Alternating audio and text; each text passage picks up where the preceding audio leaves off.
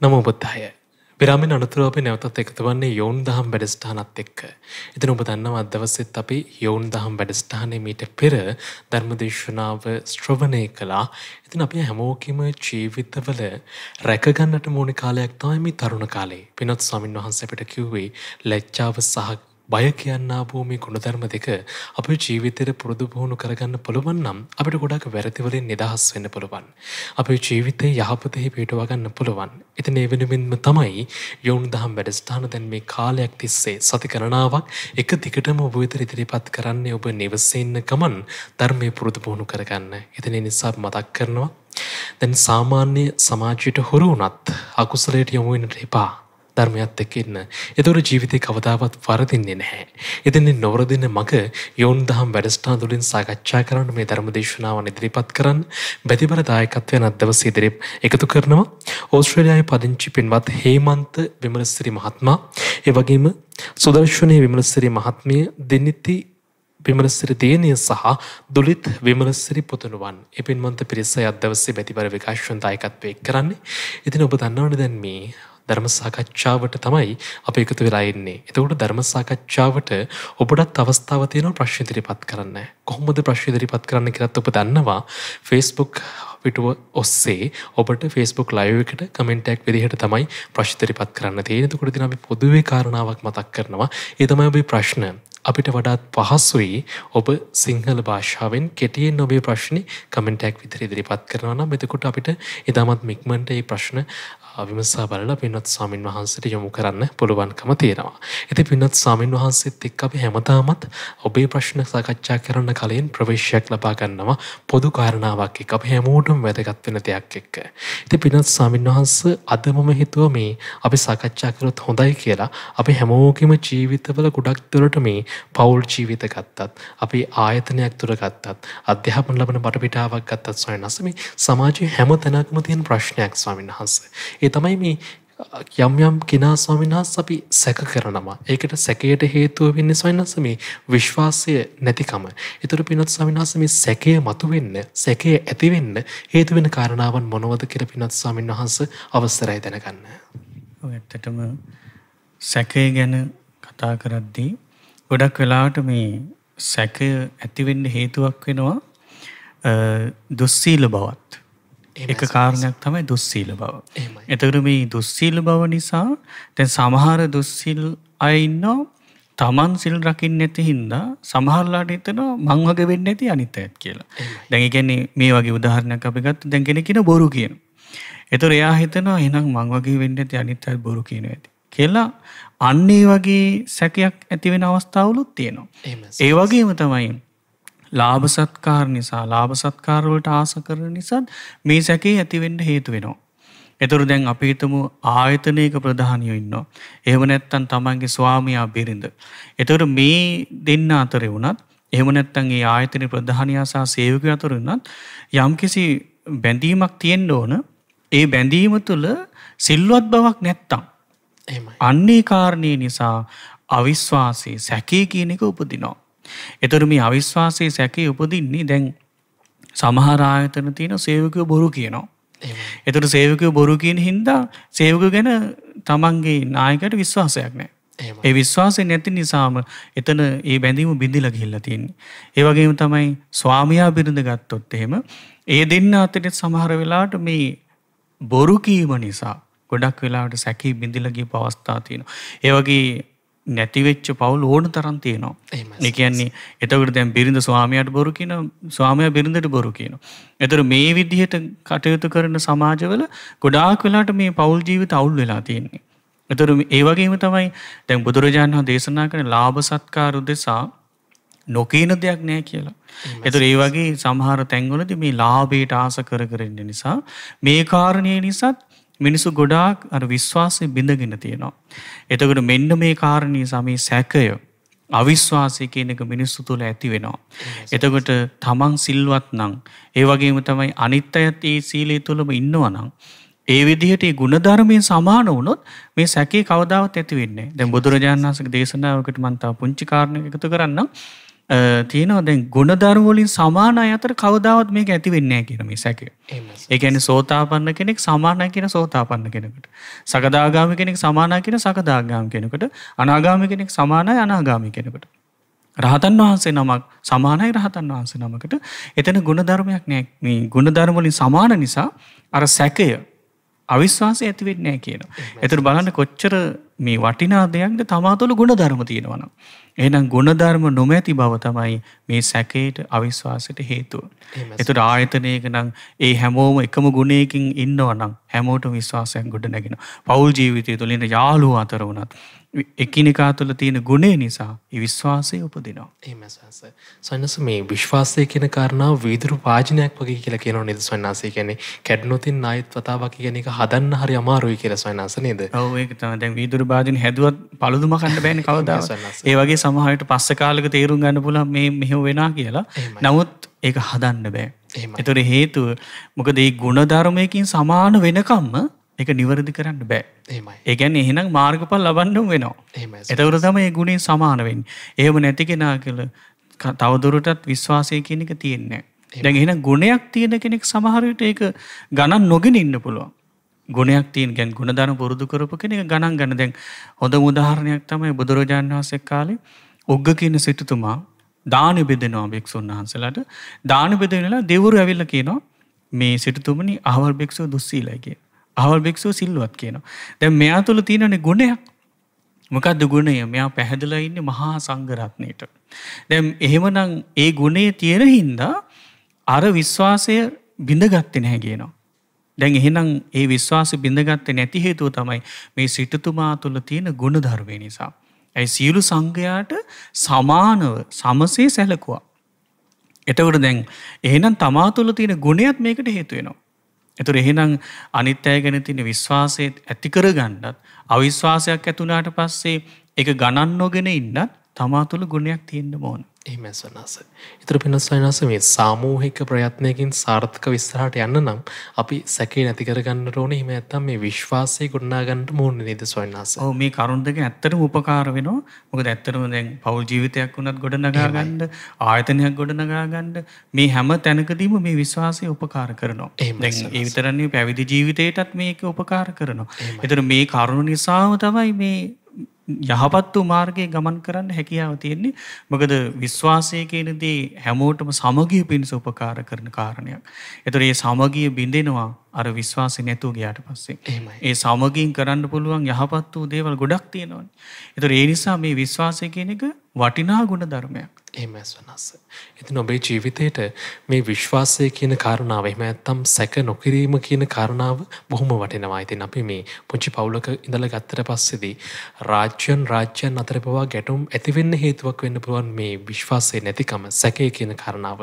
එහෙම නොවෙන්න නම් අපි සිල්වත්කම තමයි ජීවිතේට එකතු කරගන්නට ඕනේ. ගුණධර්ම තමයි ජීවිතේට එකතු කරගන්නට ඕනේ.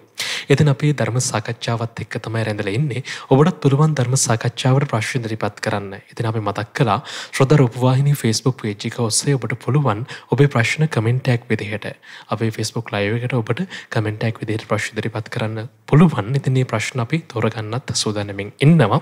ඉතින් පින්නත් ස්වාමීන් වහන්සේ ප්‍රශ්නයක් යොමු වී තිබෙනවා. මේ විදිහට තමයි මේ ප්‍රශ්නය සඳහන් වෙලා තිබෙන්නේ පින්නත් ස්වාමීන් වහන්සේ. අලුතින් ගෙට ගෙවදීමකදී අප විසින් අනුගමනය කළ යුතු සැලකිලිමත් විය යුතු බෞද්ධ පිළිවෙත් මොනවද කියලා පින්නත් ස්වාමීන් වහන්සේ අහනවා. ඒතර පින්නත් ස්වාමීන් වහන්සේ ඒ කාරණාවේදී වුණ අහනවා අප විසින් සෑදූ නිවසක් නම් ඒත් එහෙමද නැත්නම් මිලටගත් නිවසක් නම් මේත් කොහොමද ඒ කාරණාවන් පිළිබඳව අහලා තියෙනවා පින්නත් ස්වාමීන් වහන්සේ. ඔව් ඇත්තටම නිවස කොහොම වුණත් ගැටලුවක් නැහැ. කියන්නේ තමා විසින් හදපු නිවසක් වෙන්නත් පුළුවන්. එහෙම නැත්නම් අලුතෙන් ගත්ත නිවසක් වෙන්නත් පුළුවන්.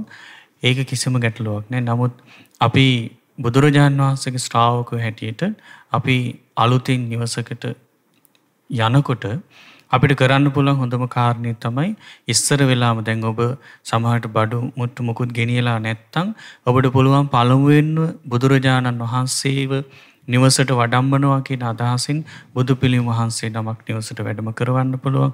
ඊට පස්සේ එහෙම නැත්තම් අපිට බුදුරජාණන් වහන්සේ වඩම්මන වෙලාවෙම ශ්‍රාවක සංඝරත්නය වෙනුවෙන් කියලා ස්වාමීන් වහන්සේලාත් ඒ නිවසට වැඩම කරවන්න පුළුවන්.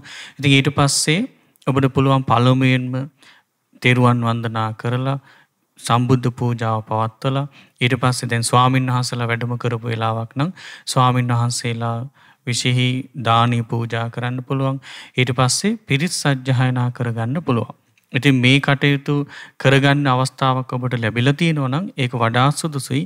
එහෙම නැතුව තනිව ඔබට විතරක් යමක් කරන්න සිද්ධ වුණොත් ඔබ පළමුව ඒ කියපු විදිහට බුදුරජාණන් වහන්සේ වෙනුවෙන් තැනක් වෙන් කරලා බුදුරජාණන් වහන්සේ උදෙසා පුංචියට හරි කමන්නේ බුද්ධ පූජාවක් පූජා කරලා ඒ කියන්නේ තෙරුවන් වන්දනා කරලා ඒ විදිහට ඔබ පළමුවෙන්ම සීලේ සමාදන් වෙලා ඒ ශ්‍රාවකත්වයේ ගැන සිහි කරලා ඊට පස්සේ ඔබට පුළුවන් පිරිත් සජ්ජායනා කරන තනියම උනත් ඒ සජ්ජායනා කරන අවස්ථාවල රතන සූත්‍රය, කරණිමෙත් සූත්‍රය, ඒ වගේම අඟුලිමාල පිරිත, ඒ වගේම ආලෝක සූත්‍රය මේ වගේ සූත්‍ර දේශනා තමන්ට තනිය වුණත් සජ්ජායනා කරා කියලා කිසිම ගැටලුවක් නැහැ. ඒ විදිහට පළමුවෙන් ඔබ බුදුරජාණන් වහන්සේට මුල් තැන දීලා ශ්‍රාවක සංඝ රත්නයට මුල් තැන දීලා තෙරුවනට මුල් තැන දීලා ඒ කටයුතු ආරම්භ කරනවා නම් ඒ gedara සුන්දරත්වය වඩාත් කාලයක් පවතී කියලා අපිට හිතා ගන්න පුළුවන්. ඒ නිසා ඔබ පළමුවෙන් මේ කටයුතු කරන්න පුළුවන් නම් ඇත්තටම වටිනවා. එහෙම සනස නැත්නම් ගොඩක් දෙනෙක් පෙළඹෙන්නේ පින්වත් ස්වාමීන් වහන්සේ මිත්‍යා මතවාද එක්ක නේද ස්වාමීන් වහන්සේ මේ දේවල්ට මුල පුරන්නේ. එහෙම නොමයි අපිට තෙරුවනේ ආරක්ෂාව ලබා ගන්න පුළුවන්. ඉතින් පින්වත් ස්වාමීන් වහන්සේ තවත් ප්‍රශ්නයක් මේ විදිහට යොමු කරලා තියෙනවා. ටිකක් දීර්ඝව තමයි ප්‍රශ්න ඉදිරිපත් කරන්නේ. සුරේනි සදුනිකා කියලා කෙනෙක් මම පිටරටක සේවය කරන තරුණයෙක් කියලා කියනවා පින්වත් ස්වාමීන් වහන්සේ ධර්මයේ ජීවිතයට ගලපා ගන්න මම ලොකු උනන්දුවක් දක්වන ඉවෙනේ මම කටයුතු කරනවා. මට වැඩ කරන්න වෙලා තියෙන්නේ පින්වත් ස්වාමීන් වහන්සේ සිහි කල්පනාව නැති දෙන්නෙක් ළඟ කියලා කියනවා. එතකොට ඒ දෙන්නත් එක්ක කටයුතු කරද්දී සමහර වෙලාවට එයාලා මට කෑ ගහනවා. එහෙම නැත්නම් එයාලත් එක්ක සමහරවිට මම කතා නොකර ඉන්නවා. ඉතින් මේ වගේ අවස්ථාවකදී පින්වත් ස්වාමීන් වහන්සේ ධර්මයේ හැසිරෙන කෙනෙක් විදිහට කොහොමද සිහිනුවණින් යුතුව කටයුතු කරන්නේ කියලා ස්වාමීන් වහන්සේ අවවාදයක් ඉල්ලා සිටින්නේ. ඔව් ඇත්තටම ගොඩක් අවස්ථාවල වගේ අය අපිට මුණ ගැහිලා තියෙන සමහර අවස්ථාවල ඉතින් ඒ අයට සමහරට ගුටි බෙට පවා කන්න වෙච්ච අවස්ථා තිබිලා තියෙනවා. මොකද ඒ දැන් සිහිනුවණ නැති කෙනෙක් කටයුතු කරනවා කියන එක හරිම අමාරුයි. මොකද සිහිය තියෙන අයත් එක්කත් කටයුතු කරද්දී නොඑක අරුබුද ඇති වෙනවා නම් සිහි නැති වෙන අයත් එක්ක කටයුතු කරන්න ගොඩක් අමාරුයි. ඉතින් මේ වෙලාවේදී ඔබට හොඳටම කරන්න පුළුවන් කාරණේ තමයි ඔබ මොන දේ වුණත් ඒ අයගේ සියලු රාජකාරී එයාට කළ යුතු දේවල් වෙලාවට ඉටු කරන්න. මොකද මේ දේවල් නිසා සමහර විට එයාලගේ කටයුතු හරියට සිද්ධ වුණේ නැත්නම් ඒ නිසාත් එයාලට යම්කිසි පීඩනයක් වගේ ඇති වෙන්න පුළුවන්. ඒ නිසා අර Tamanට එරෙහිව කටයුතු කරන්න පුළුවන් අවස්ථාවක් තියෙන්නත් පුළුවන්. ඉතින් මේ වගේ තැනකදී ඔබට පුළුවන් ඉවසීම නැමැති ගුණයම පුරුදු කරගන්න. මොකද ඉවසීම කියන දේ තමයි ඔබ ආරක්ෂා කරන්නේ. ඒ නිසා ඔබ පුළුවන් තරම් මෛත්‍රී සිතින් ඔබ කල්පනා කරන්න මම මෛත්‍රී කාය කර්මෙන් කටයුතු කරනවා කියලා. මම මෛත්‍රී වචී කර්මෙන් කටයුතු කරනවා කියලා හිතන්න. මම මෛත්‍රී මනෝ කර්මෙන් කටයුතු කරනවා කියලා හිතන්න. මොකද ඒ මෛත්‍රිය නිසා ඔබ තුල උපදින පිනක්. දැන් මෙත්සිත නිසා තමයි මේ පින උපදින්නේ. ඒ මෛත්‍රිය නිසා උපදින පිනෙන් ඔබ ආරක්ෂා කරන්න පුළුවන්. ඒ වගේම තමයි ඔබ තෙරුවන් ගුණ නිතර සිහි කරන්න. තෙරුවන් ජීවිතේ පූජා කරලා ඔබ ඒ කරන කටයුතු කරන්න. එතකොට ඒ උපදින පිනෙන් ඔබ ආරක්ෂා කරાવી. මොකද එතකොට ඔබ තුල තියෙන ගුණධර්ම නිසා ඔබට ආරක්ෂාවක් ලැබෙනවා. දැන් බලන්න බුදුරජාණන් වහන්සේ කාලේ හිටියා උත්තරා කියලා දේවියක්. මේ උත්තරා දේවිය වෙන මිත්‍යා දෘෂ්ටික පවුලකට විවාහ කරලා දුන්න වෙලාවේ මේ දේවියට දානයක් දෙන්න අවස්ථාවක් ලැබුණේ නැහැ. ඉතින් අවස්ථාව නැති නිසා තමන්ගේ ස්වාමියාගෙන් ඉල්ලගත්ත වෙලාවක් අනේ මට දාන දෙන්න අවස්ථාවක් දෙන්න කියලා. ඉතින් ඒ කාලය තුලදී ස්වාමියාට උපස්ථාන කරන්න වෙන වෙසඟනක් එක්කරගෙන ආව ගෙදරට. මෙයාව යොදවලා තිබුණ උපස්ථානෙට ස්වාමියාගේ. දැන් මේ උත්තරා දේවි දානෙ දෙනවා. ඒතර දානෙ දෙද්දී මෙයා තමයි දානෙ ඔක්කොම හදන්නේ දැන් කුස්සියට ගිහිල්ලා දානෙ ඔක්කොම හදන වෙලාවේදී තමන්ගේ ස්වාමියා ඇවිල්ලා ජනල් කවුළුවෙන් බලාගෙන හිටියා මේ උත්තරා දේවි දානෙ හදනවා. ඒතර බලන්න මේ ස්වාමියාට නිකන් අර විහිළුවට වගේ hina ගියා. අනේ මේ දාසියක් වගේ වැඩ කරනවනි කියලා. ඒ වෙලාවේ අර ආපු වෙසංගන දැක්ක මේ තමන්ගේ ස්වාමියා තව දාසියක් එක්ක hina වෙනවා කියලා. එතකොට මෙයා දන්නේ නැහැ මේ ඉන්නේ මේ ගෙදර බිරිඳ කියලා. ඉතින් මේ වෙසංගන මොකද කළේ? මෙයාට තරහ ගිහිල්ලා මෙයා අරගෙන එතනට දුවගෙන ගිහිල්ලා එතන ඒ වෙලාවේ තෙල් තාච්චියක් රත් වෙනවා.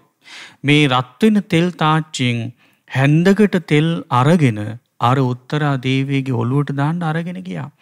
දැන් බලන්න එතකොට මේ ළඟට එන වෙලාවේදී මේ උත්තරා දේවිය සිහි කළේ වෙන කිසිවක් සිහි කළේ නැහැ. සිහි කළා මගේ හිතේ අල්ප මාත්‍රයකවත් තරහසිතක් නම් මෙයා කෙරේ ඇති නොවේවා කියලා. අන්න බලන්න මෙත්සිත. ඒ මෙත්සිත නිසාම අර වෙසඟන අර උත්තරා දේවියගේ ඔළුවට තෙල් දැම්මා. අපි ඒ වගේ අවස්ථාවකට මුහුණ දුන්නා නම් මොකක් වෙයිද? උත්තරා දේවිය අර පතුරුපු මෙත්සිත නිසා අර වැටිච්ච රත්තුන තෙල් සීතල වතුර වුණා කියනවා. ඒ නිසා ඔබ මෙන්න මේක කල්පනා කරන්න, සිහි කරන්න. ඒතර ඔබට ඔබ තුල පිහිටවා ගන්න, ඇති කර ගන්න මෙත්සිත නිසා ඔබට ආරක්ෂාවක් ලැබෙන්න පුළුවන්. එතකොට ඔබට යම් කිසි කරදරයක් පීඩාවක් වෙනවා නම් ඔබ ආරක්ෂා වෙනවා ඔබ තුල පතුරවන මෙත්සිත නිසා. ඒ නිසා මෙත්සිතින් කටයුතු කරොත් ඔබ ආරක්ෂා වේ කියලා හිතන්න පුළුවන්. එහෙමයි සන්නස. ගිලානෝපස්ථානය කියන්නේත් උතුම් පිනක් නේද සොයනස. ඉතින් මේ වටපිටාව තුළ ඔබට ඒ පින් රැස් කරගන්න පුළුවන්. ඉතින් ප්‍රශ්න ඉදිරිපත් කරන්න ඔබට අවස්ථාව තිබෙනවා ධර්ම සාකච්ඡාව වෙනුවෙන්. අප මතක් කරනවා ශ්‍රෝතා රූපවාහිනී Facebook පිටුවට ඔබේ ප්‍රශ්න කමෙන්ට් එකක් විදිහට Facebook live එකකින් ඉදිරිපත් කරන්න. මේ ප්‍රශ්න අපි පින්වත් ස්වාමීන් වහන්සේට යොමු කරන්න සූදානම්ෙන් ඉන්නවා. පින්වත් ස්වාමීන් වහන්සේ අපිට ප්‍රශ්නයක් යොමු කරලා තියෙනවා. සංක කියලා තරුණෙක් මේ විදිහට යහන්නේ පින්වත් ස්වාමීන් වහන්සේ බෝධින් වහන්සේගේ එල්ලා තිබෙන කොඩි ගැලවීම පවක්ද කියලා අහනවා ස්වාමීන් වහන්සේ. ඇත්තටම බෝධින් වහන්සේගේ එල්ලලා තියෙන කොඩි ගලවන එක පවක් නැහැ. මොකද බෝධින් වහන්සේගේ අතුවල කොඩි පැලඳවීම තමයි පව. මොකද බෝධින් වහන්සේට අපි කරන අගෞරවයක් තමයි ඒ විදිහට ওই නොයේක එක එක විකාර කරලා තියෙන කොඩි වැල් ඒ වගේ දේවල් බෝධින් වහන්සේගේ එල්ලලා තියෙනවා. ඒක බෝධින් වහන්සේට කරන ලොකු අගෞරවයක්. ඉතින් ඒ නිසා දැන් අපි බෞද්ධ කොඩියක් වුණත් අපි දානවා නම් බෝධින් වහන්සේගේ අතුවල එල්ලිය යුතු නැහැ. මොකද බෝධින් වහන්සේට මෑතින් ඒ සුදුසු ස්ථානයක තමයි අපි මේ කොඩි වැල් එල්ලන්න ඕන. ඒ වගේම බෞද්ධ කොඩියක් වගේ එල්ලනවා නම් තමයි ඒක සුදුසු. නමුත් අර වෙනස් එක එක විකාර කොඩි වැල් එල්ලලා ඒ කරන්නේ බෝධින් වහන්සේට කරන අගෞරවයක්. එතකොට අපි බෝධින් වහන්සේට ඒ කරන අගෞරවය නිසා අපි විශාල පවක් රැස් කරනවා.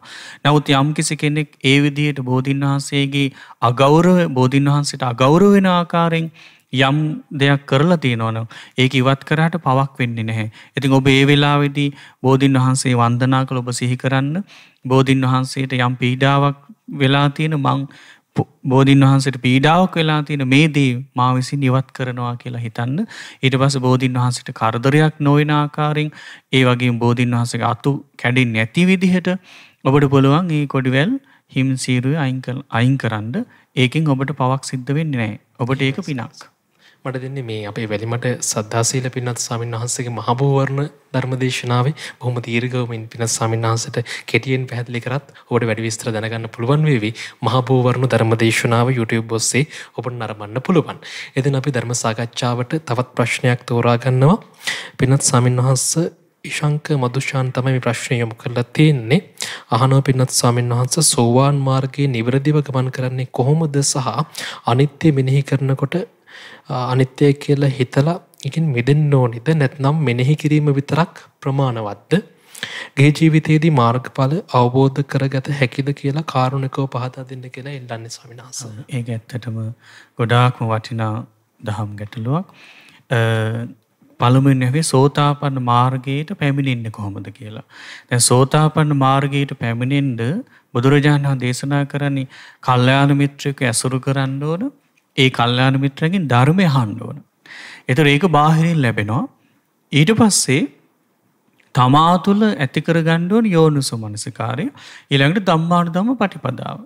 ඔය කාරණා හතර එකතු වෙනකොට අපිට ධර්මය අහන්න ලැබෙනවා කියලා කියන්නේ අපි බුදුරජාණන් වහන්සේ සරණ යනවා.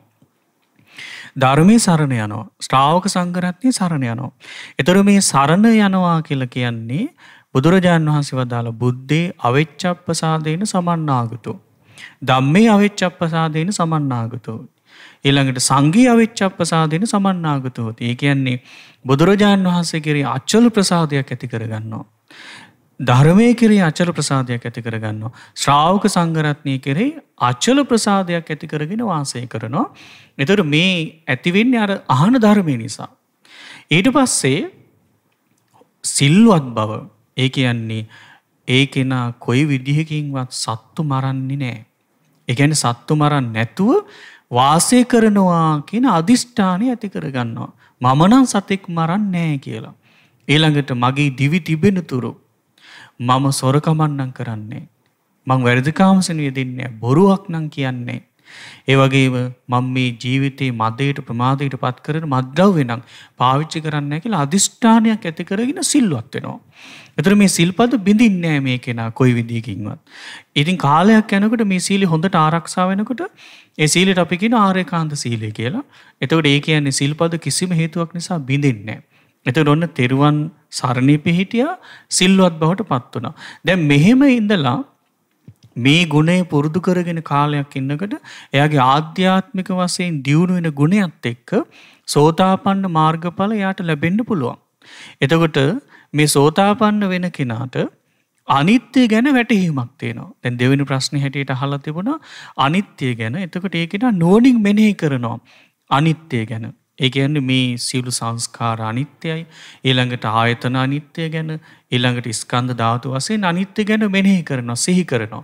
එතකොට දැන් ඔබ යම් වෙලාවක යම් මොහොතක් ඒ වෙනුවෙන් යොදවාගෙන අනිත්‍ය මෙනෙහි කරනවාද? ඒක කිසිම ගැටලුවක් නැහැ.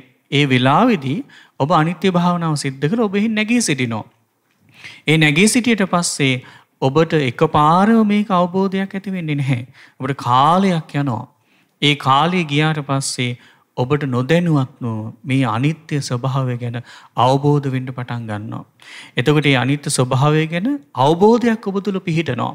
එතකොට සෝතාපන්න කෙනා තුල පිහිටන සත්‍ය ඥානය නිසා අනිත්‍ය ගැන ඔහුට අවබෝධයක් තියෙනවා.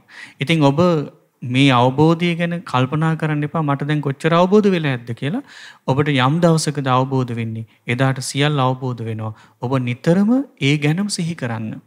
ඊළඟට අහලා තිබුණ ප්‍රශ්නේ තමයි ගිහි ජීවිතය ගත කරන කෙනෙක්ට මාර්ගඵල ලබන්න පුළුවන්ද කියලා. ඇත්තටම පුළුවන්.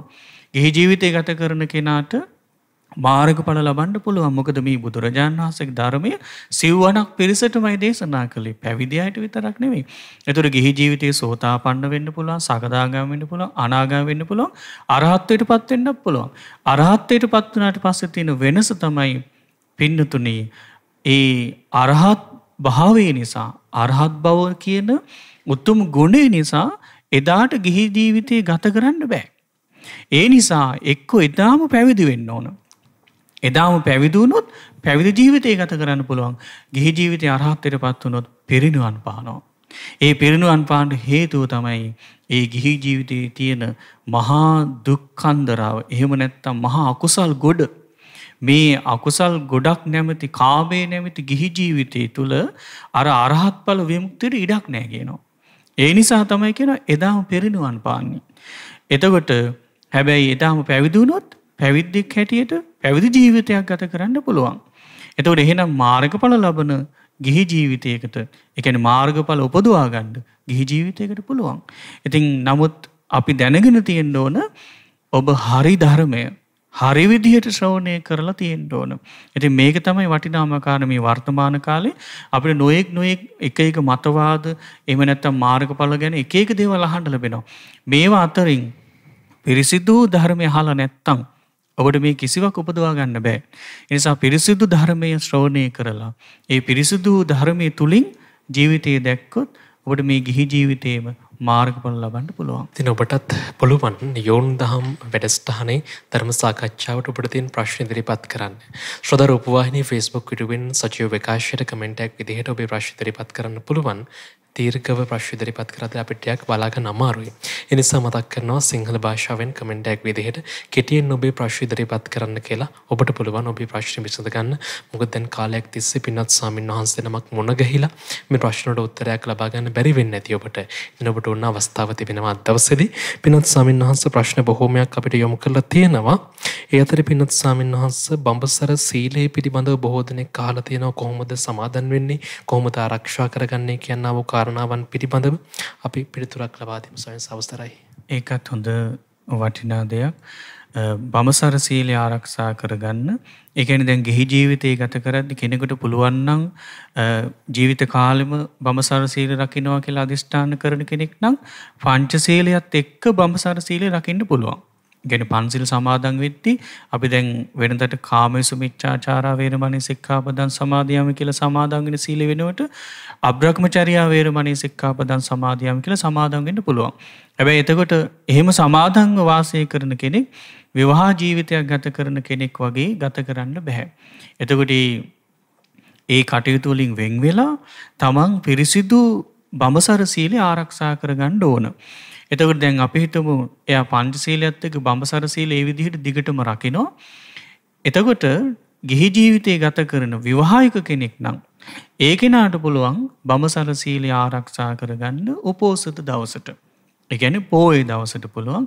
ඒතර පොහොය දවසට මේ අට්ඨාංග උපෝසත සීලය සමාදන් වෙලා බඹසර සීලය ආරක්ෂා කරගන්න පුළුවන්.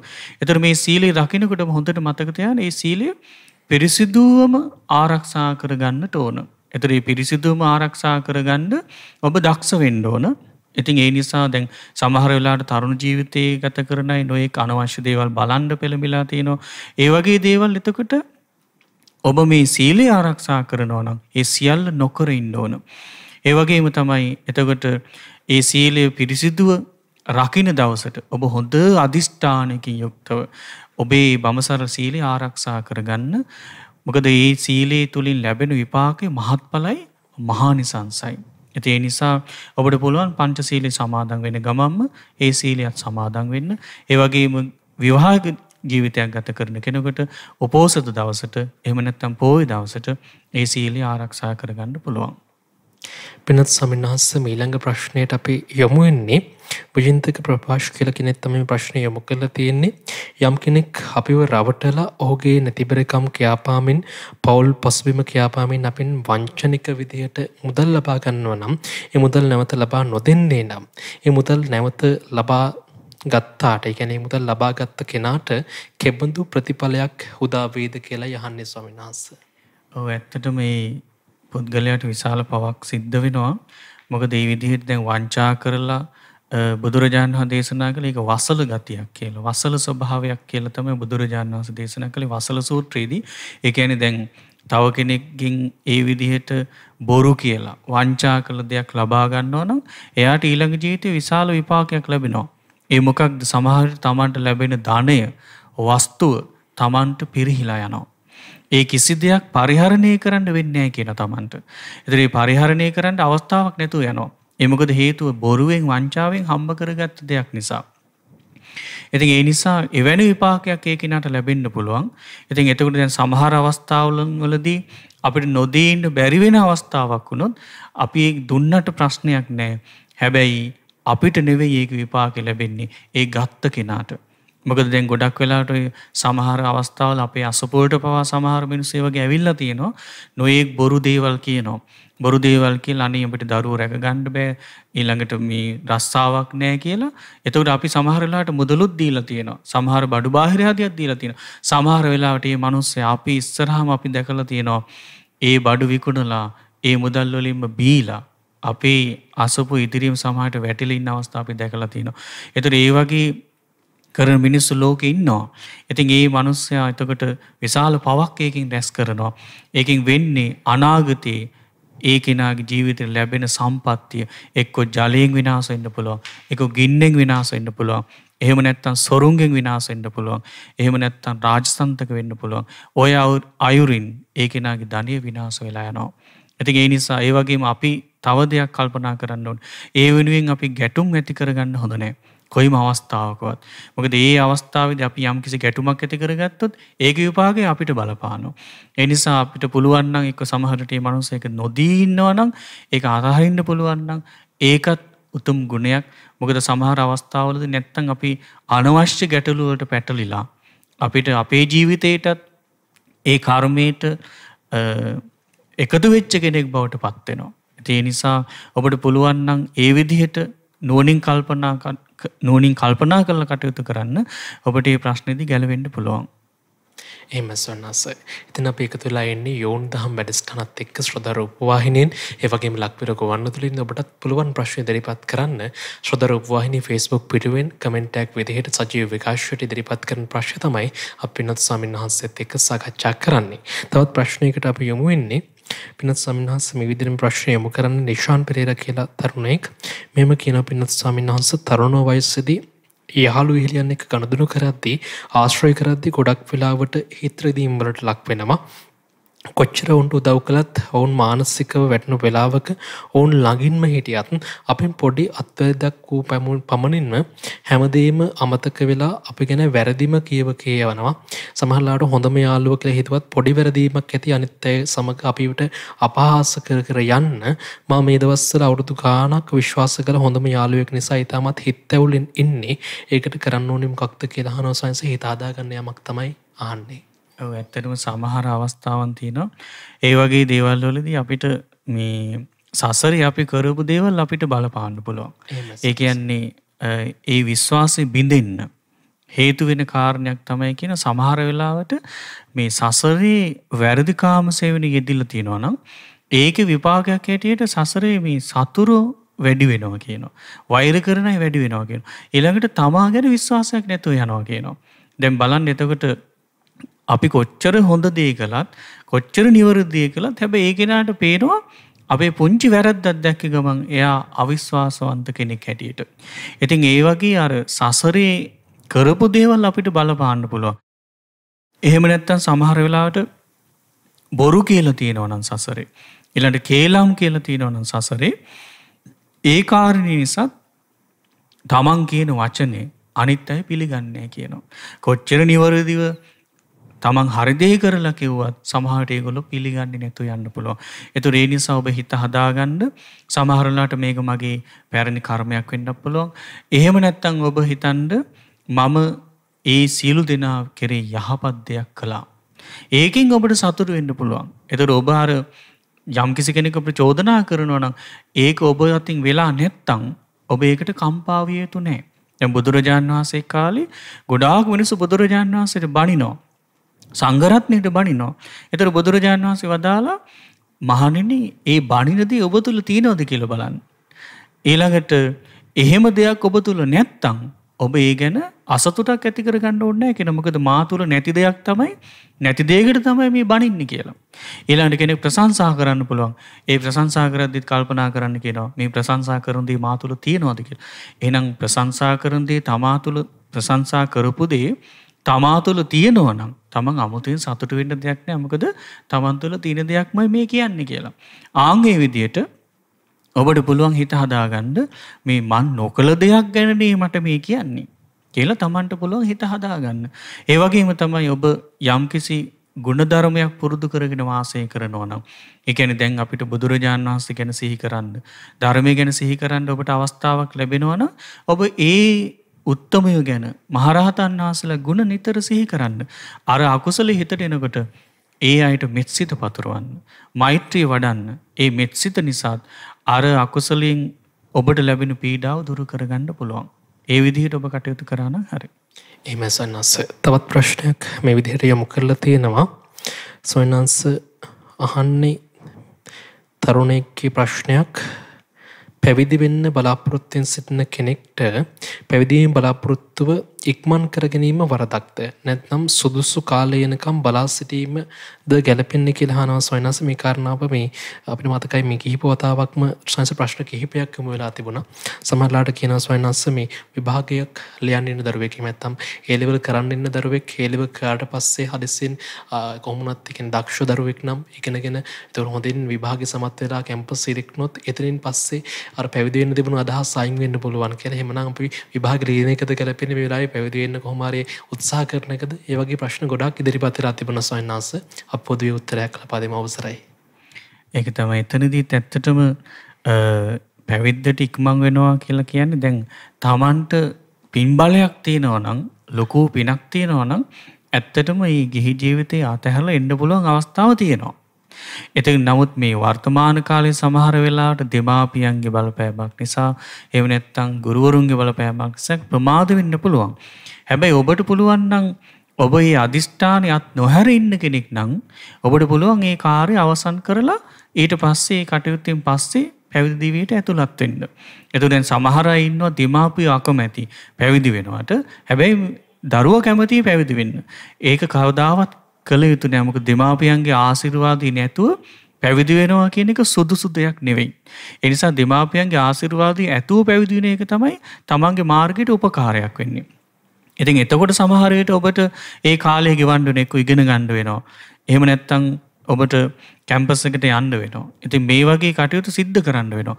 ඒ නිසා සුදුසු විදිහ නම් ඔබ ඒ කාරණේ ඒ සුදුසු කාලේ බලලා ඒ විදිහට ඒ කටයුතු අවසන් කළා පැවිදි වෙන්න පුළුවන් නම් ඒක වඩා සුදුසුයි. මොකද ඊට වඩා ඔබ කල්පනා කරන්න ඔබ නැති පිනක් ඔබ උපදවා ගන්න ඕන. දැන් කෙනෙකුට පැවිද්දට ආසාවක් ඇති වෙච්ච ගමන් සමහරට පැවිදි වෙන්න බැරි වෙන්න පුළුවන්. මොකද සමහර අය සසරේ කරලා තියෙන දේවල් බලපානවා. ඉතින් ඔබට පුළුවන් ඒ වෙනුවෙන් පින් කරන්න. දැන් ඔබට පුළුවන් චෛත්‍ය වහන්සේලා වන්දනා කරන්න යන්න පුළුවන්, බෝධින් වහන්සේලා වඳින්න යන්න පුළුවන්. ඒ විදිහට එහෙම නැත්නම් සංඝයා කෙරේ දානිය දෙන්න පුළුවන්. මේ දේවල් කරලා ඔබ පින තව තවත් දියුණු කරගන්න. පින තව තවත් දියුණු කරගෙන ඔබේ අර අදිෂ්ඨානය වැඩි කරගත්තොත්, ඒ කියන්නේ අනේ මම මේ රැස් කරන පින මට පැවිදි ජීවිතයට ඇතුළත් වෙන්න උපකාරයක් වේවා කියලා. ඒ විදිහට ඔබ පින රැස් කරලා ඔබේ කරන ප්‍රාර්ථනාවත් එක්ක සමහර විට ඔබට නොදැනුවත්වම ඔබට සුදුසු කාලේ ඔබට හැදෙන්න පුළුවන්. ඉතින් ඒ නිසා ඔබ කිසිම විදිහකින් කවුරුවත් පීඩාවට පත් කරලා හෝ එහෙම නැත්නම් දෙමාපියන්ගේ හිත රිදවලා හෝ ඒ වගේ දෙයක් කරලා පැවිද්දට ඇතුළත් වෙනවා කියලා හිතන්න එපා කවදාවත්. ඒ කියන්නේ එහෙනම් සුදුසු කාලෙනකන් ඉන්න ඕන. ඒ කාලය තුල ඔබ පිම්ම කරන්න. පින රැස් කර කල්පනා කරන්න. අනේ මගේ පැවිදි ජීවිතේට මේ පින උපකාර වේවා කියලා. එහෙමයි සන්නස. මේ ප්‍රශ්නය අපිට යොමු කරලා තියෙනවා සන්නස මේ විදිහට යහන්නේ තරුෂි කියලා තරුණයක් තමයි ප්‍රශ්න යොමු කරන්නේ. ඇත්තටම මේ ආත්ම භාවයේ දිගු කලක් ජීවත් වෙන්න ලැබෙන්නේ අපි කරපු කවර පිනක් නිසාද කියලා යහන්නේ සන්නස. ඔව් ඇත්තටම අපිට ආයුෂ ලැබෙනවා නම් ආයුෂ ලැබෙන්නේ අපි සසරේ සත්තු මරලා නැත්තම්. සතුන් නොමරා හිටපු හින්දා අපිට දීර්ඝායුෂයක් ලැබෙනවා කියලා බුදුරජාණන් වහන්සේ දේශනා කළා. ඒ නිසා දැන් සත්තු මරපු කෙනෙක්ගේ ජීවිතය ගැන බුදුරජාණන් දේශනා කරනවා. ඒ සත්තු මැරීමේ යෙදී වාසය කරලා බොහෝ කාලයක් මරණින් මත්තේ නිරේ උපදිනවා. නිරේ ඉපදිලා ඒ නිරේ නිදහස් වුණාට පස්සේ මනුස්ස ලෝකෙට එනවා. හැබැයි මනුස්ස ලෝකෙට ඇවිල්ලා අඩු ආවශ්‍යයෙන් මරණයටපත් වෙනවා කියනවා. එක්ක මව් කුසෙදි මැරෙන්න පුළුවන්, මව් කුසෙන් බිහි වෙද්දි මැරෙන්න පුළුවන්. එහෙම නැත්නම් මව් කුසෙන් බිහි වෙලා සුළු කාලයක් ඇතුළත මැරෙන්න පුළුවන්. එහෙම වෙන්නේ සසරේ සත්තු මරපු අය. නමුත් මේ ජීවිතෙන් අපිට අහන්න ලැබෙන සමහර වයසට ගියපු ගොඩාක් අය අවුරුදු 100 වගේ කාලයක් ජීවත් වෙනවා. එහෙම ජීවත් වෙන්නේ ඒගොල්ලෝ සසරේ සත්තු මරලා නැහැ. ඉතින් එහෙනම් සත්තු මරුවේ නැහැ කියන කුසලයේ නිසා ඊළඟට ප්‍රාණඝාතයෙන් වැළකීමේ කුසලයේ නිසා ඒ කෙනාට මේ ජීවිතේ දීර්ඝායුෂයක් ලැබෙනවා. ඒක තමයි කාරණය. එහෙමයි සන්නස. නිසන්තේ දිසානායක ප්‍රශ්නයක් යොමු කළා තියෙනවා. කල්යාණ මිත්‍රය හඳුනාගන්නේ කොහොමද කියලා අපි ගිය සතියේ සතියන්ත සීල භාවනා වැඩසටහනේ ධර්ම සාකච්ඡාවේදී ඒ ගැන මුලින්ම කතා කරා. YouTube එකකින් ඔබට ධර්ම දේශනාව සාකච්ඡාව අහන්න පුළුවන්. තවත් ප්‍රශ්නයක් යොමු වෙලා තියෙනවා පින්නත් ස්වාමීන් වහන්සේ. කවින්දු දුරංජන ප්‍රශ්නයක් යොමු කරනවා. එදිනදා ජීවිතයේදී යෝනිසෝ මනසිකාරය සිදු කර ගැනීම අපහසුයි. කාර්යබහුලත්වයත් එක්ක මේ දේ කරගන්නේ කොහොමද? අවසරයි ස්වාමීන් වහන්සේ. ඔව් ඇත්තටම ඒ කාරණේ පුරුදු කරගෙන ඒ කියන්නේ යෝනිසෝ මනසිකාරය පුරුදු කරගන්න ඔබට දැන් සමහර වෙලාවට රැකියාව කරන වෙලාවට බැරි වෙන්න පුළුවන්. ඊළඟට ඔබ අනිත් කටයුතු කරන වෙලාවට බැරි වෙන්න පුළුවන්. මොකද රාජකාරියක් කරන වෙලාවට ඔබ කළ යුත්තේ රාජකාරී කටයුතුයි. ඊළඟට ඔබ රැකියාවේ කටයුතු ඒ වෙලාවට ඒ විදිහට කළ යුතුයි. නමුත් මේ යෝනිසෝ මනසිකාරය කියලා කියන්නේ අපි අහලා තියෙන ධර්මය අපි නුවණින් කල්පනා කරනවා කියන එක. ඒතර දැන් ඔබට අපි හිතමු ඔබ රස්සාවට ගියා උදේ ඉතින් ඒ වැඩ කටයුතු ටික අවසන් කරා. ඔබට යම්කිසි විවේකයක් හම්බෙන්න පුළුවන් පුංචි වෙලාවක. ඒ පුංචි විවේකයේ හම්බෙච්ච වෙලාවේ ඔබට පුළුවන් ඔබ අහපු ධර්ම කාරණයක් සිහි කර ඉන්න. ඒතර ඔබේ අහපු ධර්ම කාරණේ සිහි කර ඉන්නවා කියලා කියන්නේ ඒක නිවැරදි විදිහට කල්පනා කරනවා කියන්නේ ඒක තමයි යෝනිසෝ මනසිකාරය. එදඟට ඔබට නිවසට ආවට පස්සේ යම්කිසි ගෙදර දොරේ තියෙන වැඩ කටයුතු ටික ඉවර කරලා ඊට පස්සේ ඔබට නිදහස් වෙලාවක් ලැබෙන්න පුළුවන්. ආන්නේ වෙලාවට ඔබ ධර්මයේ සිහි කරනවා නම් ඒ වෙලාවට තමයි ඔබ යෝනිසෝ මනසිකාරයේ යෙදෙන්නේ. ඉතින් මේක එකපාරම අපිට කරන්න බැරි දෙයක්.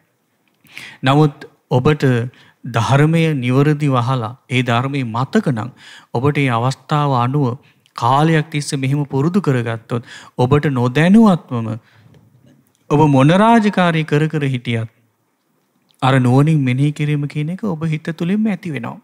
දැන් ඒ කියන්නේ දැන් ඔබට කාර්යබහුලත්වයත් එක්ක හිත පිහිටුවා ගන්න බෑ කියන එකනේ මේ කියන්නේ. එතකොට දැන් කාලයක් ඔබ මේක අර වගේ විවේකයක් අරගෙන ටික ටික පුරුදු කරලා තිබුණොත් ඔබට අකුසලයක් හිතට එන වෙලාවටම යෝනිසෝ මනසිකාරය තුළින් එකපාර මේ අකුසලයේ මැඩලන කුසලයක් උපදවා ගන්න පුළුවන්. ඉතින් ඒ නිසා මේක විවේකයක් ඇති කරගෙන ඒ විවේකයේ තුල ඔබ පුරුදු කරගන්න. ඒ වෙලාවට ඔබ ධර්මයේ සිහි කරන්න. ඉතින් මේක කාලයක් තිස්සේ පුරුදු කරගත්තා ඔබට නොදැනුවත්වම ඔබ හිත තුළින් අර යෝනිසෝ මනසිකාරය ඇති වෙන්න පටන් ගන්නවා. ඉතින් කොයි වෙලාවකත් පසුතැවීමක් ඇති කරගෙන හිටියොත් අනේ මට වෙලාවක් නැහැ කියලා ඔබට කොයි වෙලාවකවත් ඒක කරගන්න බැරි වෙනවා. ඒ නිසා නිදහස් වෙලාවක් ඇති කරගෙන ඒ වෙලාවට ඔබට මතක තියෙන ධර්මය ඔබ නුවණින් කල්පනා කරන්න. ඒ කාලයක් තිස්සේ පුරුදු කරගත්තොත් ඒ පුරුදු කර ගැනීමම ඔබට උපකාර කරනවා. සඳරුවන් ප්‍රශ්නයක් යොමු කරලා තියෙනවා පින්වත් ස්වාමීන් වහන්සේ.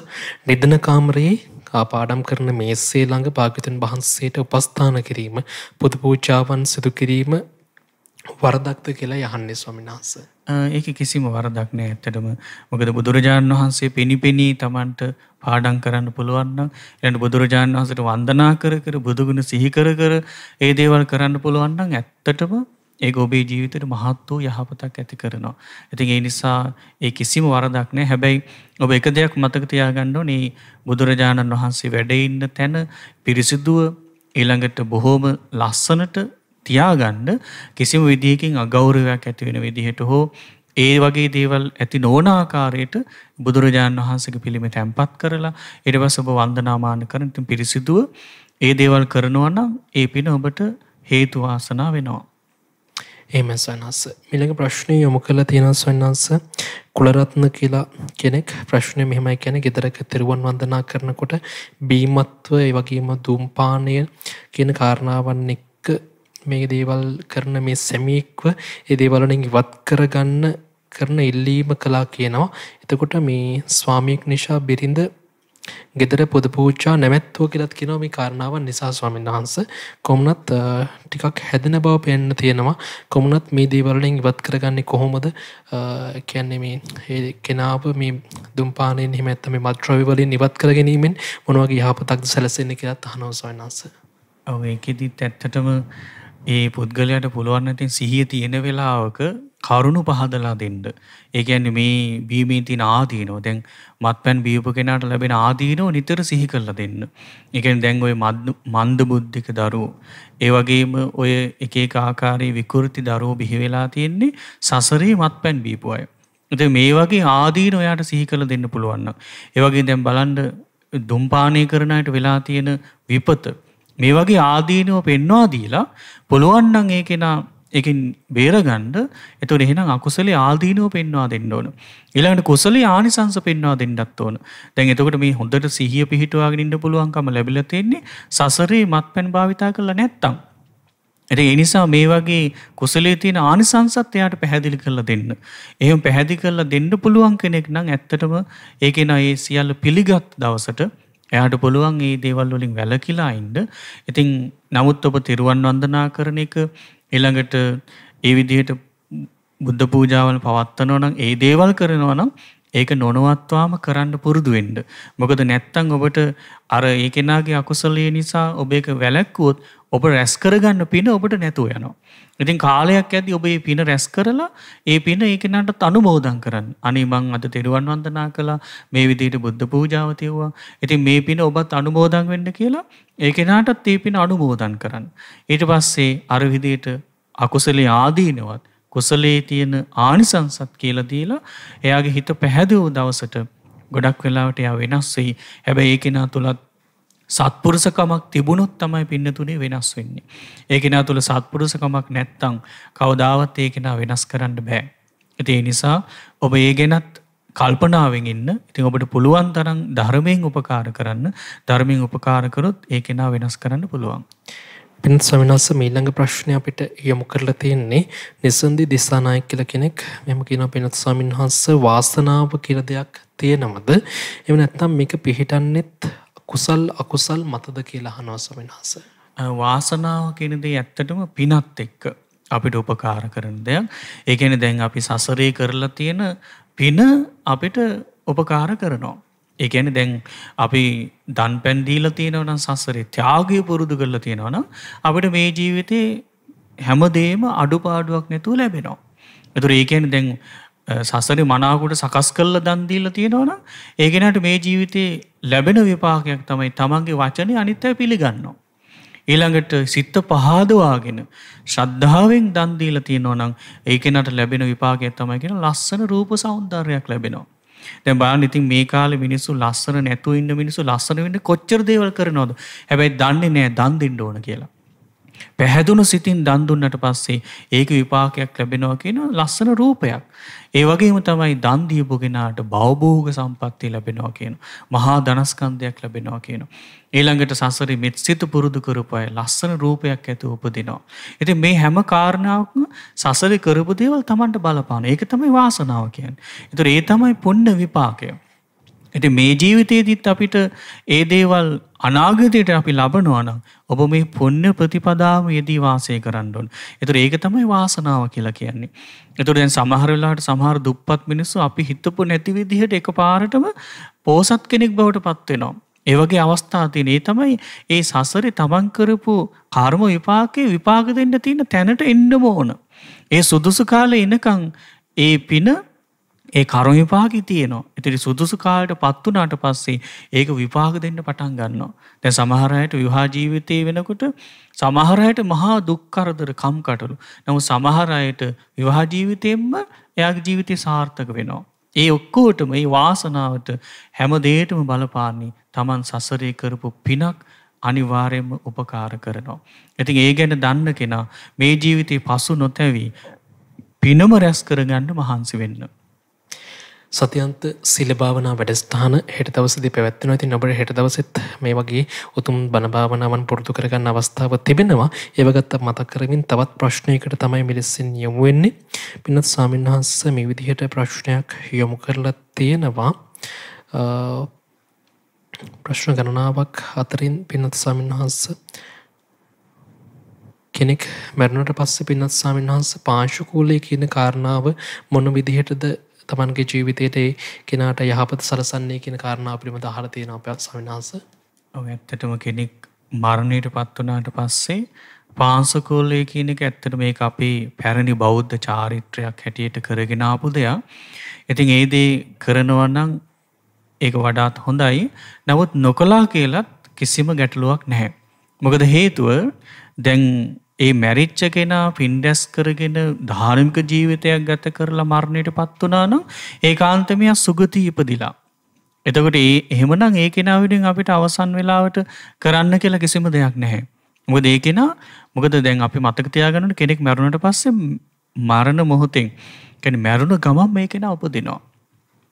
ඒ වගේම ඒ විදිහට අපි පින් කරගත්ත කෙනෙක් ධර්මය ඇසුරෙච්ච කෙනෙක් මරුණා නම් ඒ මොහොතේ මෙයා සුගති ඉපදිලා. ඊළඟට පව් කරපු කෙනෙක් නම් අධාර්මික ජීවිතයක් ගත කරපු කෙනෙක් නම් ඒක නම් මරුණ ගමන්ම දුගති ඉපදිලා. ඉතින් එතකොට අපිට එයාගේ මරණය වෙනුවෙන් අපිට කරන්න කිසිම දෙයක් ඉතුරු වෙලා නැහැ. මොකද එයා කොහේ හරි තැනක ඉපදිලා. නමුත් පාංශුකූලය කියන එක අපි අර පැරණි චාරිත්‍රයක් හැටියට කරගෙන ආපු දෙයක් නිසා එතෙන්දී පිනක් රැස් වෙනවා. මොකක්ද මේ පින? ඒ තමයි දැන් අපි වස්ත්‍රයක් හදලා ඒ වස්ත්‍රය පූජා කරනවානේ මහා සංඝයාට. ඒතර මේ පූජා කරලා ඒ සුදු වස්ත්‍රය පූජා කිරීමේ පින අපි මිය පරලෝකීය කෙනාට අනුමෝදන් කරනවා. ඊට පස්සේ පිළිවෙලට ඒ විදිහට ඒ කටයුත්ත කරනවා නම් ඒක සාර්ථකයි. ඉතින් ඊට පස්සේ මිය පරලෝකීය කෙනාට අපි පින අනුමෝදන් කරනවා. ඒකේ වරදක් නැහැ. නමුත් අපිට පාංශුකූලේ කරා කියලා හෝ කරේ නෑ කියලා හෝ ඒ කෙනා මරණින් මත්තේ සුගතිය යවන්නවත් මරණින් මත්තේ කෙනා දුගතියට යවන්නවත් අපිට හැකියාවක් නැහැ. අපිට හැකියාව තියෙන්නේ අපි රැස් කරපු පින මේ පරලෝකීය කෙනා කෙරේ අනුමෝදන් කරන එක විතරයි. මීළඟ ප්‍රශ්නය අපිට යොමු කරලා තියෙන්නේ ලහිරු ශ්‍රීමාල් ස්වාමීන් වහන්සේ ඉක්මනට කේන්ති යනවා කියලා කියනවා යාට. එතකොට පොඩි දෙයක් වුණත් ඒක ලොකුවට හිතලා කේන්ති කරනවා. ටික වෙලාවක් ගියාම කරේ බොරු වැඩක් කියලා හිතනවා. මේක මගහරව ගන්නේ කොහොමද කියලා යහන්නේ ස්වාමීන් වහන්සේ. මට හිතෙන්නේ හැමෝටම තියෙන ප්‍රශ්නයක් ස්වාමීන් වහන්සේ. හැමෝටම තියෙන ප්‍රශ්නයක්. ඇත්තටම ඉතින් කේන්ති යන කෙනාට පුරුදු කරගන්නම තියෙන මෛත්‍රිය විතරයි. මොකද බුදුරජාණන් වහන්සේ දේශනා කරන්නේ තරහ, වෛර, ක්‍රෝධ මේක දුරු කරන්න තියෙන්නෙම මෙත්සිත කියලා. ඉතින් ඒ නිසා ඔබට වෙලා තියෙන දැන් හොඳට මෙත්සිත පුරුදු කරගන්න ඕන. දැන් අපි හිතුවොත් එහෙම මේ මට තරහ යන වෙලාවට මම මේක පාලනය කරගන්නවා කියලා ඒක වෙන්නේ නැහැ. මොකද හේතුව මෙත්සිත පුරුදු කරලා නැත්නම් ඒක වෙන්නේ නැහැ. දැන් ඒකනේ අර මිලිඳු රජුරුවන්ගෙන් නාගසේන රහතන් වහන්සේ ලස්සන උත්තරයක් දෙනවා මිලිඳු රජුරවන්ට. ඒ කියන්නේ මිලිඳු රජුරහ ප්‍රශ්නකට උත්තර දුන්නේ. එතකොට උන්වහන්සේ වදාලා දැන් කෙනෙක් ඉන්නවා එයාට පිපාසයක් ඇති වෙනවා.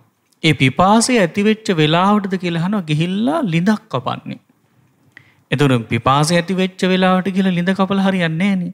ඊළඟට අහනවා බඩගින්න ඇති වෙච්ච වෙලාවටද කියලා අහනවා ගිහිල්ලා කුඹුරු කොටන්නේ. එහෙම නෙවෙයි කියනවා. එයා කලින්ම ලිඳ කපලා තියෙන්න කියනවා වතුර ඕන වෙලාවට ගන්න. අන්න ඒ වගේ අපි හිතුවොත් එimhe අපිට තරහ ගියපු වෙලාවට අපිට පුළුවන් මේක පාලනය කරගන්න කියලා අපිට පාලනය කරන්න බෑ. එහෙනම් මොකද්ද තියෙන්න ඕන? පුරුද්දක් තියෙන්න ඕන. ඒ පුරුදු කළපු දේ කුමක්ද? ඔබ මෙත්සිත පුරුදු කරලා තියෙන්න ඕන. මෙත්සිත වඩලා තියෙන්න ඕන. ඉතින් මේක මේ විනාඩි 5ක් 10ක් කරා කියලා දවසක් කරා කියලා සමහරවිට පාලනය වෙන්නේ නැහැ. ඔබට කාලයක් මේක කරන්න ඕන. කාලයක් තිස්සේ පුරුදු කරගන්න. ඒ විදිහට කාලයක් තිස්සේ කරලා පුරුදු කරගත්ත මෙත්සිතක් ඔබට තියෙනවා නම් ඔය ඔබේ හිතට එන තරහ දුරු කරගන්න පුළුවන්. ඉතින් ඒ විදිහට ඔබ මෙත්සිත පුරුදු කරගන්න මෛත්‍රී විතරක් නෙවෙයි කරුණාව, මුදිතාව, උපේක්ෂා ආදී සතර බ්‍රහ්ම විහරණම පුරුදු කරගන්න. ඉතින් කාලයක් ඔබ පුරුදු කරගත්තොත් ඔබේ හිතට නිකම්ම සංඥාවක් එනවා. ඒ කියන්නේ තරහ එනකොටම නෑ මං තරහ ගන්න ඕනේ නෑ කියන අදහස ඔබට එනවා. ඒ වගේම තමයි ඔබ නිතර ඉද්දි කල්පනා කරන්න මම නම් තරහ ගන්නෑ. මම නම් තරහ ගන්නෑ කියන සංඥා ඔබේ හිතට දෙන්න. එහෙම කාලයක් තිස්සේ ඔබ පුරුදු කරගන්නකොට ඔබට මේ තරහ එනකොට මතක් වෙනවා නෑ මම මේ තරහ පාලනය කරනවා කියලා. ඒ වගේම තමයි තරහවේ තියෙන ආදීනව සිහි කරන්න. ඒකින් ලැබෙන විපාක සිහි කරන්න. එහෙම සිහි කරලත් ඔබට පුළුවන් හිත පාලනය කරගන්න. ඒ නිසා ප්‍රධානම දේ තමයි හොඳට මෙත්සිත පුරුදු කරගන්න. එහෙමයි සන්නස්ස. ඉතින් අපි මෙත්සිත පුරුදු කරගන්න කියලා කියන ගමන් අද දවසේ පින්වත් ස්වාමීන් වහන්සේ වැඩසටහන නිමා කරන්න කාලය ලඟ වෙනවා. ඉතින් බොහෝ දෙනෙක් ප්‍රශ්න නම් ඉදිරිපත් කරලා තියෙනවා. ඉතින් අපි හෙට දවසෙත් සූදානම් ওই ප්‍රශ්න වලට පිළිතුරු ලබා දෙන්න හෙට ධර්ම සාකච්ඡාව වෙන්න. ඉතින් පින්වත් ස්වාමීන් වහන්සේ අවසරයි පුණ්‍යානුමෝදනාවට. දැන් අද දවසේ අපි මේ සවස් කාලේ යොම් දහම් වැඩසටහන පවත්වලා ඒ වගේම උතුම් ධර්මයේ ශ්‍රවණය කරලා අපි රැස් කරගත්තා වූ සිළු පුණ්‍ය ධර්මයන් අපි පළමුවෙන් අනුමෝදන් කරමු පින් කැමති සිළු දෙවිවරුන්ට. සිළු දෙවියන් මේ පින් සතුටින් අනුමෝදන් වෙත්වා. දෙවියන් මේ පින් අනුමෝදන් වූ ආශින් වර්ණින් සැපෙන් බලෙන් වැඩෙත්වා. දෙවියන්ගේ රැකවරණී සිළු දෙනාට සලසා දෙත්වා. දෙවියන්ද ගෞතම බුද්ධ ශාසනය තුලදීම උතුම් චතුරාර්ය සත්‍ය ධර්මය අවබෝධ කර ගැනීමේ වාසනාව ලබත්වා. සාදු සාදු සාදු. ඒ වගේම රැස් කළ පුණ්‍ය ධර්මයන් අපගේ ගුරු දේවෝත්තම පින්වත් ලොකු ස්වාමීන් වහන්සේට මේ පින් අනුමෝදන් වෙත්වා. ඒ වගේම මහමෙනාසුපවාසී සියලු ස්වාමීන් වහන්සේලාටත් මේ පින් අනුමෝදන් වෙත්වා. සියලු ස්වාමීන් වහන්සේලාට තුම් චතුරාර්ය සත්‍ය ධර්මය අවබෝධ කර ගැනීමේ වාසනාව උදා වේවා. සාදු සාදු සාදු. ඒ වගේම රැස් කළ පුණ්‍ය ධර්මයන් මේ පින්නතුන් අනුමෝදන් කරන්න බලාපොරොත්තු වෙනවා මිය පරලෝකීය සිළු ඥාතීන්ට. ඉතින් අනන්ත සංසාරයේ පටන් මිය පරලෝකීය සිළු ඥාතීන්ට මේ පින් අනුමෝදන් වෙත්වා. මේ පරලෝකීය ඥාතීන්ගේ පරලෝ ජීවිත සුවපත් වේවා, සැපවත් වේවා. වහවහා සංසාර දුකින් අත මිදෙත්වා. සාදු සාදු සාදු. ඒ වගේම අද මේ උතුම් වැඩසටහන සඳහා දායකත්වයේ දැක්වූ ඕස්ට්‍රේලියාවේ පදිංචි පින්වත් හේමන්ත විමල්සිරි මහතා, ඒ වගේම සුදර්ශනී විමල්සිරි මහත්මිය, ඒ වගේම දිනිති විමල්සිරි දියණියට, දොලිත් විමල්සිරි පුතුණුවන්ට, ඒ නම් සඳහන් කළ සිළු දෙනාටත් ඒ වගේ මේ පවුලේ ඥාති හිත මිත්‍රාදී සිළු දෙනාටත් මේ පින් අනුමෝදන් වෙත්වා. මේ සියලු දෙනාටම නිදුක් නිරෝගී සුවපත් භාවයේ සැලසේවා. හැම දිනාටම ගෞතම බුද්ධ ශාසනය තුලදීම උතුම් චතුරාර්ය සත්‍ය ධර්මය අවබෝධ කර ගැනීමේ වාසනාව උදා වේවා. සාදු සාදු. ඒ වගේම රැස් කළ පුණ්‍ය ධර්මයන් මේ දායකත්වයේ සඳහා අන් අයුරුන් උපකාර කළ හැම දිනාටමත් මේ පින් අනුමෝදන් වෙත්වා. ඒ වගේම මහමෙන අසුපුල වාසය කරන අනගාരികා මෑණිවරුන්ටත් ඒ වගේම අනගාരിക දූපතුන්ටත් මේ පින් අනුමෝදන් වෙත්වා. ඒ වගේම විශේෂයෙන් මේ ශ්‍රද්ධා කාර්ය මණ්ඩලයේ සියලුම දෙනාට මේ පින් එකසේ අනුමෝදන් වෙත්වා. ඒ වගේම ශ්‍රද්ධා මාසික ධර්ම දාන සමාජිකයන්ටත් මේ පින් අනුමෝදන් වෙත්වා. සියලු දෙනාට මේ පුණ්‍යානුභාවයෙන් නිදුක් නිරෝගී සුවපත් භාවයේ සැලසේවා. චිරජීවනයේ සැලසේවා. හැම දිනාටම ගෞතම බුද්ධ ශාසනය තුලදීම උතුම් චතුරාර්ය සත්‍ය ධර්මය අවබෝධ කර ගැනීමේ වාසනාව උදා වේවා. සාදු සාදු සාදු. හොඳයි හැම දිනාටම තෙරුවන් සරණයි. නමෝ බුද්ධාය. ජීවිතේට ධර්මයේ තරම් උතුම් රැකවරණයක් තවත් නැහැ. ඉතින් අපි බලද්දී කොච්චරනම් ප්‍රශ්න තියෙනවද අපේ අතරම ඉන්න අපේම වයසේ මේ තරුණ වයසේ ගත කරන හැම දිනාටම ජීවිතේ මොන හරි ප්‍රශ්නයක් තියෙනවා. ඒ ප්‍රශ්න වලට හොඳම විසඳුම ලැබෙන්නේ අථාගතයන් වහන්සේගේ ධර්මයෙන් පමණයි. ධර්මයෙන් තමයි අපේ ජීවිතේට සැනසෙල්ල උදා කරගන්න පුළුවන්කම තියෙන්නේ. ඉතින් මේ හෝරා දෙක ගැනත් අපි සිහිපත් කරද්දී මේ දැනුණු සුවය විමනයි කියලා කියන්න බෑනේ. මේ ධර්මය හද්දී ඒ තරම් සුන්දර ධර්මය අපිට නිතර අධ්‍යයනය කරන්න පුළුවන්. නිතර ශ්‍රවණය කරන්න පුළුවන්. ශ්‍රද්ධා රූපවාහිනිය ලක්විරු කුවන්විදුලිය ඔබට ජාතික කල්යාණ මිත්‍ර මාධ්‍යාලයේ විදිහට ඒ වෙනුවෙන් ඉඩකඩ 4 දෙනවා. ඉතින් පින්වන්ත මහා සංඝරත්නය නිසා තමයි මේ සියලු කාරණාවන් සිදු කරන්න අපිට පුළුවන්කම ලැබෙන්නේ. මේ වෙලාවේ බොහොම ගෞරවයෙන් මතක් කරනවා අප ගුරු දේවෝත්තම පින්වත් ලොකු ස්වාමින් වහන්සේ මහත් නම කියන්න අවසරයි. කිරිපත්කුඩු ඥානানন্দ පින්වත් ලොකු ස්වාමින් වහන්සේගේ අදහස් අරමුණ ඇතිව තමයි මේ සියලු කාරණාවන් පෙරගැස්වෙන්නේ. පින්වන්ත ස්වාමින්වයන් වහන්සේලා මේ වෙනුවෙන් කැප වෙලා මේ වැඩසටහන් ඔබට සතියන්තයේ විශේෂයෙන්ම ධර්මය අධ්‍යයනය කරන්න සෑම වයස් මට්ටමකටම ගැලපෙන්න වැඩසටහන සූදානම් කරන්නේ. ඉතින් අද දවසේදී මේ යෝන් දහම් වැඩසටහන මෙලෙවින් වැඩම කළ මේ අනුශාසනාවන් මේ දහම් සාකච්ඡාවන් සිදු කළ පින්වත් ස්වාමින් වහන්සේට අපි පුණ්‍ය අනුමෝදනා කරමු. අද දවසේදී අපි ධර්ම ශ්‍රවණ මේ විදිහට පින් රැස් කළා. ඒ වගේම ධර්ම දාන මේ විදිහට පින් රැස් කළා. සීල සමාදාන මේ විදිහට ඒ වගේම ධර්ම සාකච්ඡා මේ විදිහට මේ රැස් කළා වූ සියලු පුණ්‍ය ධර්මයන් පින්වත් ස්වාමින් වහන්සේට අනුමෝදන් කරමු. පින්වන්ත ස්වාමින් වහන්සේ නිදුක් වෙත්වා නිරෝගී වෙත්වා. මේ ගෞතම සම්බුදු සසුනේ උතුම් වූ චතුරාර්ය සත්‍ය ධර්මයේ සුවසේම අවබෝධ කරගන්නටම මේ සියලු පුණ්‍ය ධර්මයන් හේතු වේවා වාසනාව වේවායි කියා සාදු සාදු සාදු. ඉතින් පින්වන්ත ඔබටත් අපි මතක් කරනවා හෙට දවසෙත් ඔබට පුළුවන් ශ්‍රද්ධා රූප වාහිනියෙන් ලක්විරු කුවන්විදුලියෙන් සතියන්ත සීල භාවනා වැඩසටහනත් එක්ක එකතු වෙන්න උදේ 8 ඉඳලා හවස 4 වෙනකම්. මේ මතක් කිරීමත් එක්කම අද දවසේ වැඩසටහන වෙනුවෙන් දායකත්වයෙන් එක්කලා ඕස්ට්‍රේලියාවේ පදිංචි පින්වත් හේමන්ත විමලසිරි මහත්මයා ඒ වගේම සුදර්ශනී විමලසිරි මහත්මිය, දිනිති විමලසිරි දේනිය සහ දුලිත් විමලසිරි පොතනුවන් මේ පින්වත් පිරිස තමයි පවුලේ හැමෝමත් එකතු කරගෙන මේ වැඩ කටයුත්තට දායකත්වයෙන් එක්කලේ. ඔවුන්ටත් පුණ්‍යානුමෝදනා කරනවා වගේම ඔබටත් සිහිපත් කරනවා. ගෙදර ඉඳන් පින් රැස් කරගන්න. දැන් පිරිසක් එකතු වෙලා පින් රැස් කරගන්න අවස්ථාවක් අපිට අඩුයි. ඒ නිසා ඉතින් අපිට පුළුවන්කම තියෙනවා ධර්ම දානමය පින මේ ලෝකෙ තිබෙන උතුම්ම දානමය පින රැස් කරගන්න පුළුවන්. මොකද ලක්ෂ සංඛ්‍යාත පිරිසක් මේ වැඩසටහන නරඹනවා. පසුවත් නරඹනවා YouTube ඔස්සේ වගේ සමාජාල මාධ්‍යත් එක්ක. ඒ නිසා ඉතින් මේ හැමෝටම යහපත පිණිස ඔබටත් පුළුවන් දායකත්වයෙන් එක් කරන්න. කතා කරන්න මේ දුරකථන අංකයට 071 232 88 87ට. මේ මතක් කිරීමත් එක්ක ඉතින් හැමදිනාටම මේ පුණ්‍යානුභාවයෙන් තෙරුවන් අනන්ත ආශිර්වාදයෙන් ජීවිතේ යහපත් සැලසෙත්වා කරන කියන රැකරක්ෂා කටයුතු අධ්‍යාපන කටයුතු සාර්ථක කරගන්නටම ශක්තිය ධෛර්යය ලැබේවායි ප්‍රාර්ථනා කරනවා. නිදුකින් සතුටින් ජීවත් වන්නටත් ශක්තිය ලැබේවායි ප්‍රාර්ථනා කරමින් ඉතින් ලබන සතියේ සුපුරුදු වෙලාවට හමු වෙන බලාපොරොත්තු වෙතිව තමයි මේ ලෙසින් අපි සමුගෙන යන්නේ. මෙවැනි වටිනා ධර්ම දේශනා නැරඹීමට ශ්‍රද්ධා YouTube channel එක subscribe කර සීනුව ලකුණ ඔබන්න.